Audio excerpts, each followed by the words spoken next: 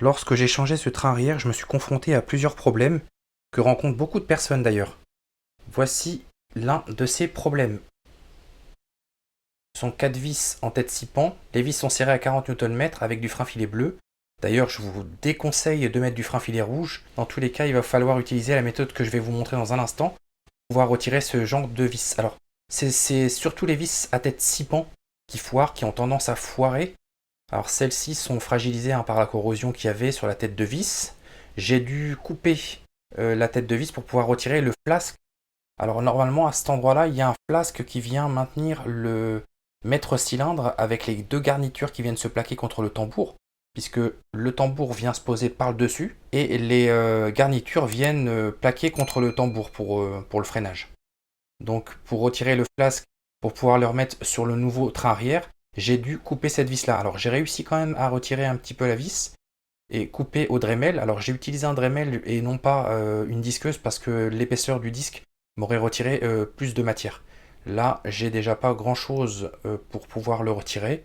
Alors là on peut assimiler ça à un goujon maintenant. Voilà ce que je vais utiliser maintenant pour retirer ce goujon de ce train arrière. Alors dans un premier temps je vais utiliser ces douilles qui sont conçus pour retirer les goujons. Alors il y a différentes tailles pour les différentes types de goujons, différentes grandeurs. Vous retrouverez tout ce matériel, le matériel que je vous présente, sur le site de monoutillage.com. Site très sérieux qui vend un certain nombre de matériel de qualité d'ailleurs. Alors vous avez différentes douilles, 6, 8, 10, 12, pour les différentes tailles de goujons. Là dans mon cas je vais utiliser la douille de 8. Ce qu'il faut noter également c'est que les tailles 6 et 8 sont en carré 3 huitièmes et les tailles 10 et 12 sont en carré 1 demi. Donc ça c'est très important. Alors pour cela, il faut donc utiliser un cliquet en carré 3 huitièmes et un cliquet en carré 1 demi si vous avez besoin d'utiliser des douilles de taille 10 et 12. Ce cliquet d'ailleurs vient également du site monoutillage.com. Très très bon cliquet d'ailleurs. Hein. Voilà.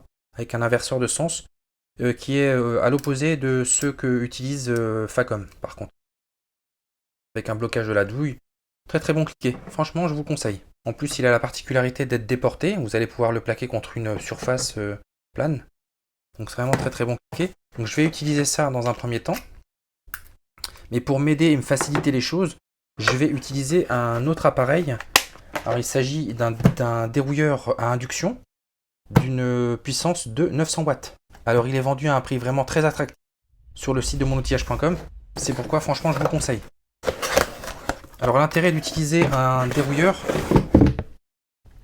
c'est que ça vous évite d'utiliser un chalumeau, surtout si vous avez besoin de dérouiller des vis et des écrous à des endroits à proximité du réservoir, dans notre cas, puisque le train arrière se trouve à proximité du réservoir, ou dans le moteur par exemple.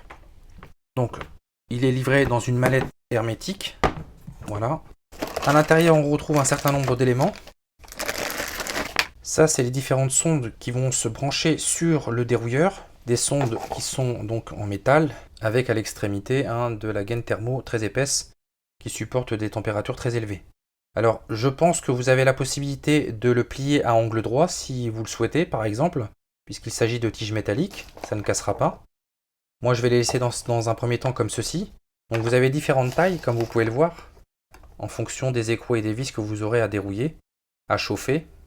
Ça vous évitera justement d'utiliser un chalumeau que j'évite moi d'utiliser en mécanique pour des questions de sécurité.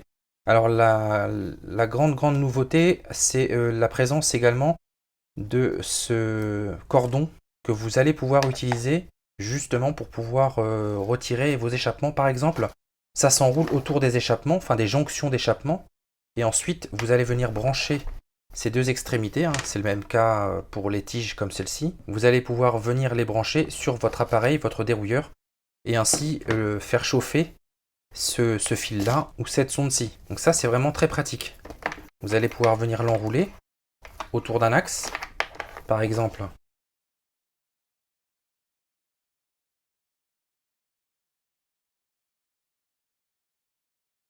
Si je prends pour exemple ce morceau de bois, vous allez pouvoir venir l'enrouler comme ceci.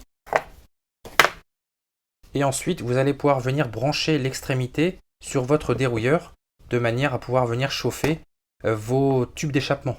Ça, c'est vraiment très pratique. et ça vous évite également d'utiliser donc le chalumeau.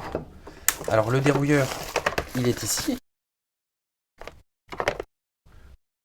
Voici comment ça se présente. Vous avez un système de blocage et de déblocage de vos sondes. Et vous avez un bouton marche-arrêt. Rien de plus compliqué que ça. Vous allez pouvoir le brancher. Donc c'est une prise Euro hein, avec une terre. À noter également que j'ai testé la terre. Donc on est bien sur un produit avec une terre qui fonctionne. Il n'y a pas de problème là-dessus. Donc pour cela, je vais vous montrer ça dans un instant. Si on teste la terre,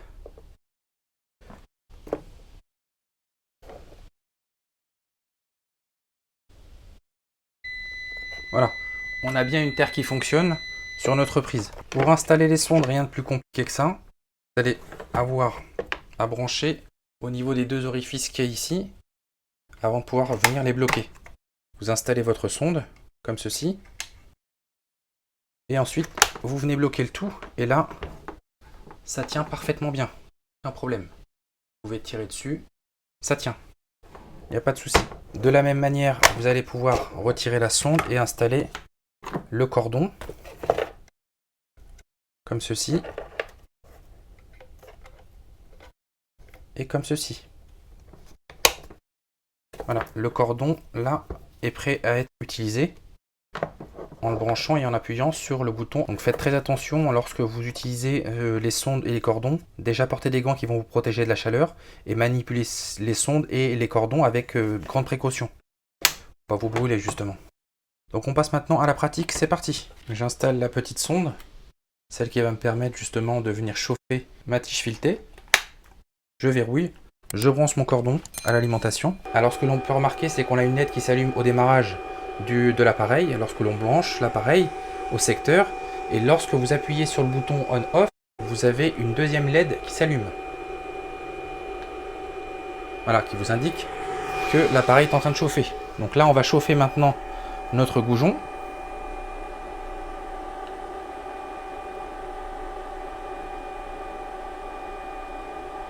Alors comme on peut le voir, il y a déjà de la fumée qui sort